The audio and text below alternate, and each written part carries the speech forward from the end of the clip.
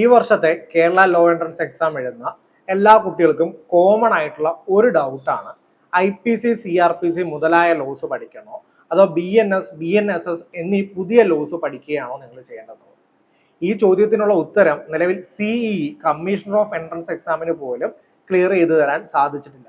അപ്പൊ അങ്ങനെ നിൽക്കുന്ന ഒരു സാഹചര്യത്തിൽ നമ്മൾ കോമൺ ആയിട്ട് എല്ലാ കോച്ചിങ് സെന്ററുകളും ചെയ്യുന്നത് IPC തന്നെയാണ് നിലവിലും പഠിപ്പിച്ചു പോരുന്നത്. ഇപ്പൊ PSC കോച്ചിങ്ങിനായാലും നിലവിലും SI ടെസ്റ്റിനൊക്കെ IPC തന്നെയാണ് ഫോളോ ചെയ്തു പോകുന്നത്. പക്ഷെ ഇങ്ങനെയൊക്കെ ആണെങ്കിൽ കൂടിയും നിങ്ങളുടെ എക്സാമിന് വേണ്ടിയിട്ട് നിങ്ങൾക്ക് ഒരു അപ്പർ ഹാൻഡ് കിട്ടാൻ വേണ്ടിയിട്ട് ഈ BNSലൊക്കെ ഉള്ള ചില പുതിയ പ്രൊവിഷനുകളുണ്ട്. അതുപോലെ തന്നെ പഴയ കുറച്ച് പ്രൊവിഷനുകളിൽ ചേഞ്ച് വരുത്തിയിട്ടുണ്ട്, കുറച്ച് അഡീഷൻസ് വരുത്തിയിട്ടുണ്ട്. അപ്പൊ ഇതൊക്കെ നമ്മൾ കൃത്യമായിട്ട് ഈസിയാണ് ഈ കാര്യങ്ങളൊക്കെ. അത് നമ്മൾ റെഫർ ചെയ്ത് പോയി കഴിഞ്ഞാൽ നിങ്ങളുടെ എക്സാമിന് വളരെ ഹെൽപ്ഫുൾ ആയിരിക്കും. അപ്പൊ ഇന്നത്തെ നമ്മുടെ സെഷനിൽ നമ്മൾ അതിന്റെ ബേസിക്സ് ആദ്യമായിട്ട് ഒരു ഇൻട്രൊഡക്ഷനും അതുപോലെ ഇന്റർപ്രിട്ടേഷൻ ക്ലോസ് പണിഷ്മെന്റ് അങ്ങനെ കുറച്ച് ബേസിക് ആയിട്ടുള്ള കാര്യത്തിലെ ഡിഫറൻസുകളാണ് നമ്മൾ ഇന്ന് നോക്കാൻ പോകുന്നത്. Hello everyone, this is advocate Haris. ഇന്ന് നമ്മൾ ഡീൽ ചെയ്യുന്നത് Bharatiya Nyaya Sanhita and Indian penal കോഡുമായിട്ടുള്ള ഒരു കമ്പാരിസൺ ആണ് നമ്മൾ ഇന്ന് ചെയ്ത് നോക്കുന്നത്. ഓക്കെ, എന്തൊക്കെ സിമിലർ ഒഫൻസസ് ഇവിടെ ഉണ്ട്, അതുപോലെ എന്തൊക്കെ പുതിയതായിട്ടുള്ള കാര്യങ്ങൾ ആഡ് ചെയ്യപ്പെട്ടിട്ടുണ്ട്, ഇങ്ങനത്തെ കാര്യങ്ങളാണ് നമ്മൾ നോക്കി പോകുന്നത്. സെക്ഷൻസ് കംപ്ലീറ്റ്ലി IPCയിൽ നിന്ന് മാറി, അത് നിങ്ങൾ മനസ്സിലാക്കുക. സെക്ഷൻസ് ഒന്നും സിമിലർ അല്ല. നമ്മൾ അതല്ല നോക്കുന്നത്. നമ്മളൊരു ഒഫൻസിന്റെ കമ്പാരിസൺ ആണ് നമ്മൾ ബേസിക് ആയിട്ട് നോക്കുന്നത്. LLB സ്റ്റുഡൻസിനൊന്നും യൂസ്ഫുൾ അല്ല. ഇത് എൻട്രൻസ് എക്സാം എഴുതുന്ന കുട്ടികൾക്ക് വേണ്ടിയിട്ടുള്ള ഒരു ബേസിക് ആയിട്ടുള്ള ഒരു ഓവർവ്യൂ ആണ് നമ്മളിവിടെ പ്രൊവൈഡ് ചെയ്യുന്നത്. അപ്പൊ നിങ്ങൾ അതിൽ നമ്മൾ ആദ്യമേ എടുക്കുമ്പോൾ തന്നെ ഫസ്റ്റിൽ തന്നെ ഒരു മനസ്സിലാക്കേണ്ട കാര്യം ഇന്റർപ്രിട്ടേഷൻ ക്ലോസ് അല്ലെങ്കിൽ ഡെഫിനിഷൻ ക്ലോസിന്റെ ഒരു അഡീഷൻ ആണ് നമ്മൾ മനസ്സിലാക്കുന്നത്. അതായത് നമ്മൾ IPC മുന്നേ പഠിക്കുമ്പോൾ സെക്ഷൻ 8 മുതൽ 52A വരെയുള്ള ഒരു ഏരിയ ഉണ്ട്. ഈ ഒരു ഏരിയക്കകത്താണ് നമ്മൾ wrongful act, wrongful gain, fraudulent, അങ്ങനെ ഡിസോണസ്റ്റ്ലി മുതൽ ഇതൊക്കെ പ്രീവിയസ് ക്വസ്റ്റ്യൻ പേപ്പർ ചോദിച്ചിട്ടുള്ളതാണ്. ഇതിന്റെ സെക്ഷൻസ് ഒക്കെ ഏതാണ്, അങ്ങനത്തെ ചോദ്യങ്ങളൊക്കെ വന്നിട്ടുണ്ട്. അത് നിങ്ങൾ തന്നെ ഓർത്ത് പോരുക. അപ്പൊ ഇതൊക്കെ 8 മുതൽ 52-നുള്ളിൽ വരുന്ന കാര്യങ്ങളാണെങ്കിൽ BNSലേക്ക് IPCയിൽ അങ്ങനെയാണെങ്കിൽ BNSലേക്ക് വരുമ്പോൾ ഭാരതീയ ന്യായ സംഹിതയിലേക്ക് വരുമ്പോൾ ഉള്ള വ്യത്യാസം എന്ന് പറയുന്നത് ഇവയെ എല്ലാം കോഡിഫൈ ചെയ്തിട്ട് നിങ്ങൾ കോൺട്രാക്ട് ആക്ടൊക്കെ പഠിച്ചിട്ടുണ്ടാകുമെന്ന് ഞാൻ വിശ്വസിക്കുന്നു. അപ്പം കോൺട്രാക്ട് ആക്ടിന്റെ ഉള്ളിലൊക്കെ 2 clause ABCD എന്ന് പറഞ്ഞിങ്ങനെ ഏരിയാസ് പോകുന്നുണ്ട്. അതേ കാരണം അവിടെയാണ് എല്ലാ ഡെഫിനിഷൻസും ഇൻക്ലൂഡ് ചെയ്യുന്നത്. അതുപോലെ തന്നെ IPCയിലും ഈ ഡെഫിനിഷൻസ് എല്ലാം സെക്ഷൻ 2-ൽ കോഡിഫൈ ചെയ്യപ്പെട്ടിട്ടുണ്ട്. അതും ആൽഫബറ്റിക്കൽ ഓർഡറിലാണ് കോഡിഫൈ ചെയ്യപ്പെട്ടിട്ടുള്ളത്. അതാണ് ഇവിടുത്തെ പ്രധാന പോയിന്റ് എന്ന് പറയുന്നത്.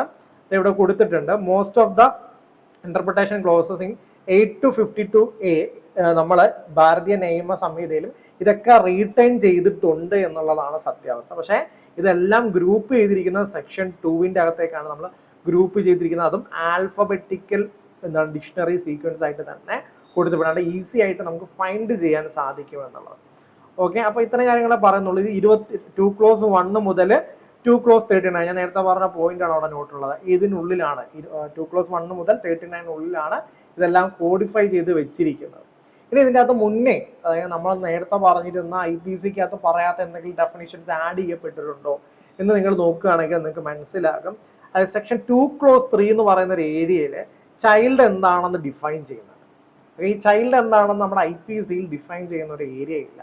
ഇവിടെ ചൈൽഡിനെ ഡിഫൈൻ ചെയ്തിരിക്കുന്നത് any person below the age of 18, 18 വയസ്സിന് അടിയിലുള്ള എല്ലാവരെയും ചൈൽഡ് ആയിട്ടാണ് നമ്മൾ കണക്കാക്കുന്നത്. ഇതിന് റീസൺസ് ആയിട്ട് നമ്മൾ ശരിക്കും international treaties, child rights, international convention for child rights, അങ്ങനെ കുറെ കാര്യങ്ങളൊക്കെ ഉണ്ട്.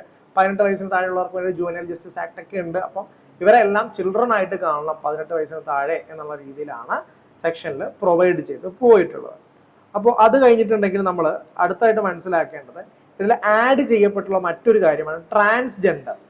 നമ്മുടെ IPC എടുത്ത് നോക്കുകയാണെങ്കിൽ അവിടെ ജെൻഡർ മെയിൽ ആൻഡ് ഫീമെയിൽ എന്നുള്ളൊരു പെർസ്പെക്റ്റീവിൽ നിൽക്കുകയാണെങ്കിൽ എന്താണ് ഭാരതീയ നിയമ സംഹിതയിൽ കുറച്ചും കൂടെ ഇൻക്ലൂസീവായി എന്നുള്ളതാണ് ഇതിൻ്റെ ഒരു പ്രത്യേകത എന്ന് പറയുന്നത്.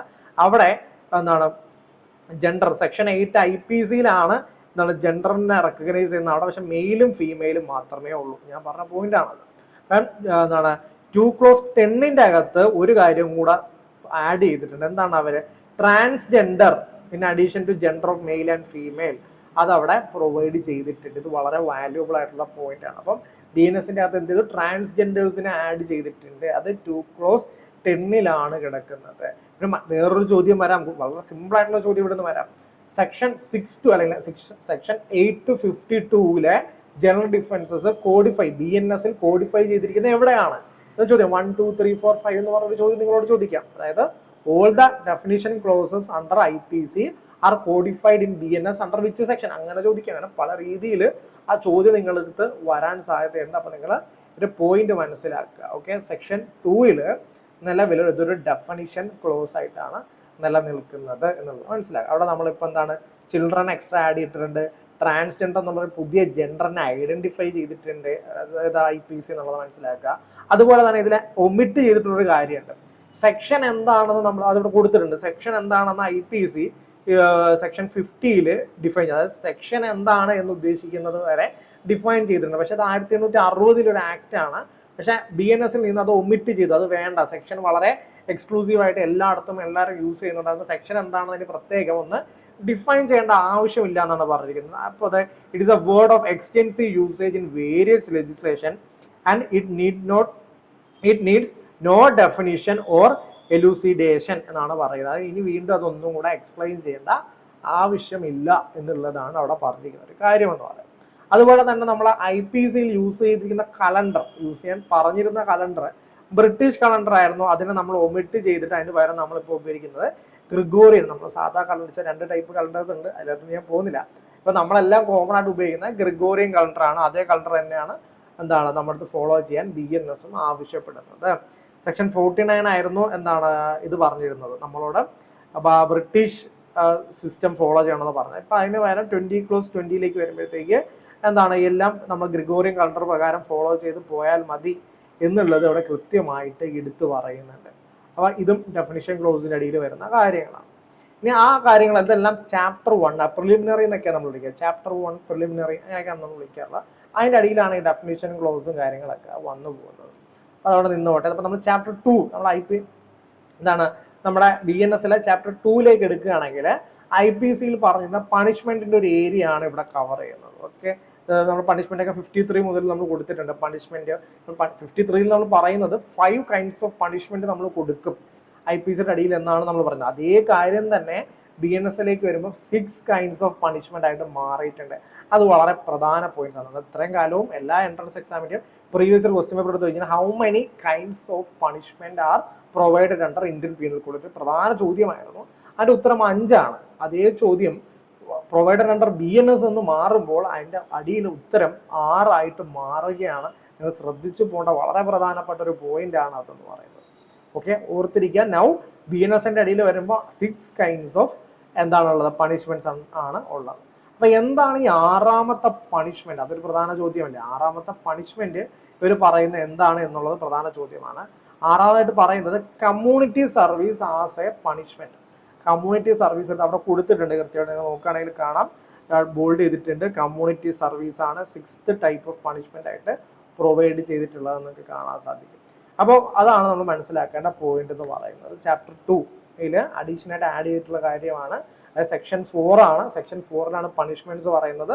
സെക്ഷൻ 4-ൽ പറയുന്നത് 6 kinds ഓഫ് പണിഷ്മെന്റ് ഉണ്ടെന്നാണ്. അത് പ്രധാന പോയിന്റ് ആണ്, മനസ്സിലാക്കുക. അപ്പം ഇനി കമ്മ്യൂണിറ്റി സർവീസ് എന്താണ് പണിഷ്മെന്റ് എന്നുള്ളതിന്റെ ഡെഫിനിഷൻ ശരിക്കും ഭാരതീയ ന്യായ സംഹിതയ്ക്കകത്തില്ല. പക്ഷേ ഭാരതീയ നാഗരിക സുരക്ഷാ സംഹിത, അതായത് CRPC-നെ BNSS എന്നാണ് ഇനി വിളിക്കുക, അതിന്റെ അടിയിൽ ഡിഫൈൻ ചെയ്യുന്നുണ്ട്. അതാണ് ഇവിടെ കൊടുത്തിട്ടുണ്ട്. BNS-ന്റെ അടിയിൽ ഡിഫൈൻ ചെയ്യുന്നില്ല, നോട്ട് ഡിഫൈൻഡ് കമ്മ്യൂണിറ്റി സർവീസ് എന്താണെന്ന് പറയുന്നില്ല.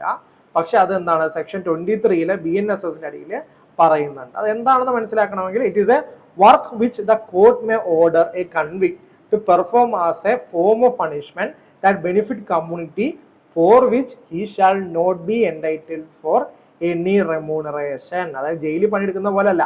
അതായത് എന്തെങ്കിലും തെറ്റ് ചെയ്തിട്ട് ചെല്ലുമ്പോൾ കോടതി പറയും നീ പോയി കമ്മ്യൂണിറ്റി സർവീസ് ചെയ്യ, ഒരു ജോലി പറയും, ആ ജോലി അവരൊപ്പം പോയി ചെയ്യാൻ പറയും. എന്നിട്ട് അത് ചെയ്യുന്നതിന് പൈസ ഒന്നും കൊടുക്കത്തില്ല. അതായിരിക്കും ചെറിയ ചെറിയ പെറ്റി ഓഫൻസുകൾക്കാണ് അത് വരിക. ഇപ്പൊ മൈനേഴ്സ് ഓഫൻസ് ചെയ്യുമ്പോഴത്തേക്കൊക്കെ ആയാലും കമ്മ്യൂണിറ്റി സർവീസ് ഓഫർ ചെയ്യാറുണ്ട്. ശരിക്കും BNS വരുന്നതിന് മുന്നേ അതിന് ട്രിവാൻഡ്രം കോടതിയിൽ അതൊക്കെ കൊടുത്തിട്ടുണ്ട്. അതെന്തായാലും ആയിക്കോട്ടെ. കമ്മ്യൂണിറ്റി സർവീസിൽ വരുന്നത് കമ്മ്യൂണിറ്റിക്ക് ഉപകാരപ്പെടും, സമൂഹത്തിന് ഉപകാരപ്പെടുന്ന എന്തെങ്കിലും ഒരു ജോലി ചെയ്യാൻ ആവശ്യപ്പെടും. എന്തെങ്കിലും കമ്മ്യൂണിറ്റി സർവീസ് സ്വയം സേവക എന്താണ് കുറെ സർവീസ് കമ്മ്യൂണിറ്റി ഉണ്ട്, അവരുടെ ഒപ്പം ഇവർ വിട്ട് പണിയെടുപ്പിക്കും, പൈസ ഒന്നും കൊടുക്കില്ല. അതാണ് ഒരു കൈൻഡ് ഓഫ് പണിഷ്മെന്റ് ആയിട്ട് പറയുന്നത്. BNS prescribes community service as A punishment for petty offence. ഞാൻ പറഞ്ഞ കാര്യം തന്നെ, ചെറിയ ഒഫൻസുകൾക്കാണ് അത് കൊടുക്കാറുള്ളത്. അതിപ്പം നമ്മൾ സമൺസ് കൊടുത്തിട്ട് കോടതിയിൽ ചെന്നില്ല, സൂയിസൈഡ് കമ്മിറ്റ് ചെയ്യാൻ ശ്രമിക്കുകയാണ്, അതിന് കമ്മ്യൂണിറ്റി സർവീസ് ചെയ്യാനൊക്കെ ആവശ്യപ്പെടും. അങ്ങനത്തെ ചെറിയ ചെറിയ പെറ്റി തെഫ്റ്റ്, ചെറിയ തെഫ്റ്റുകൾ കമ്മിറ്റ് ചെയ്യുക, ഇത് കാര്യം കൊടുത്തിട്ടുണ്ട്. Theft of money, misconduct in public by a drunken person, defamation, ഇങ്ങനത്തെ കാര്യങ്ങൾക്കൊക്കെയുള്ള പണിഷ്മെന്റ് ആയിട്ടാണ് ഇത് പറഞ്ഞു പോകുന്നത്. അപ്പൊ ഇത്രയാണ് നമ്മൾ ബേസിക്. നമ്മളിപ്പോൾ 2 ചാപ്റ്ററിൽ നോക്കുന്നുള്ളൂ. ചാപ്റ്റർ 1, ചാപ്റ്റർ 2 നമ്മൾ എന്താണ് എക്സ്പ്ലനേഷൻസ് അല്ലെങ്കിൽ എന്താണ് ഡെഫിനിഷൻ ക്ലോസ് അല്ലെങ്കിൽ ഇന്റർപ്രിട്ടേഷൻ ക്ലോസ് ഉള്ള ഏരിയ നോക്കി, അതിനുശേഷം പണിഷ്മെന്റ്സ് നോക്കി. ഒരു ചെറിയ വീഡിയോ ഇട്ട് തന്നാലും നിങ്ങൾ കാണത്തുള്ളൂ. അപ്പോൾ ഈ ഒരു പോർഷൻ നിങ്ങളൊന്ന് കണ്ടുപോരുക. എന്നിട്ട് നമുക്ക് ബാക്കി ഏരിയസ് ഇത്രയും ക്രിസ്പായിട്ട് തന്നെ പെട്ടെന്ന് നിങ്ങൾക്ക് മനസ്സിലാവുന്ന രീതിയിൽ നമുക്ക് കവറപ്പ് ചെയ്ത് പോരാം.